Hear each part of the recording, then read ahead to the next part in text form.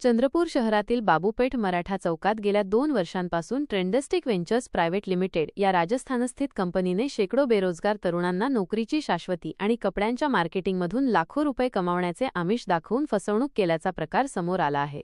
प्रत्येक तरुणाकडून 11,000 ते 46,000 रुपये घेऊन त्या बदल्यात निकृष्ट दर्जाचे कपड्यांचे ड्रेस देऊन त्यांची मार्केटिंग करण्यास भाग पाडले जात होते।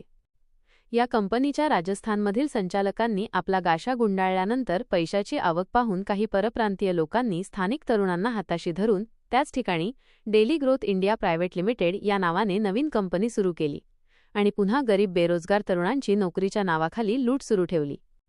वणी येथील रहिवासी असलेल्या 3 मुली आणि एका मुलाचीही या कंपनीकडून फसवणूक झाल्याने त्यांनी मनसे कार्यालयात संपर्क साधून आपली व्यथा मांडली, जी अत्यंत गंभीर स्वरूपाची आहे। कंपनीने असे आश्वासन दिले होते की जेवढे कपडे विकले जातील किंवा जेवढे लोक कंपनीशी जोडले जातील त्यांना कमिशन मिळेल, परंतु बाहेरच्या जिल्ह्यातील गावातून आलेल्या तरुणांना स्थानिक चंद्रपूरमध्ये आधीच मोठी कपड्यांची दुकाने असताना बाहेरच्या प्रांतातून आलेल्या कंपनीचे कपडे कोण घेणार असा प्रश्न निर्माण झाला। त्यामुळे अनेक बेरोजगार तरुणांनी अर्ध्यातूनच काम सोडून आपल्या गावी परतले, मात्र त्यांचे प्रत्येकी 11,000 ते 46,000 रुपये कंपनीने बुडवले आहेत। कंपनीमध्ये पैसे भरण्यासाठी काही तरुणींनी आपल्या आई-वडिलांकडून पैसे मागितले। त्यात कुणी स्वतःचे मंगळसूत्र विकून पैसे दिले, तर कुणी स्वतःची दुचाकी विकून मुलींसाठी पैसे दिले।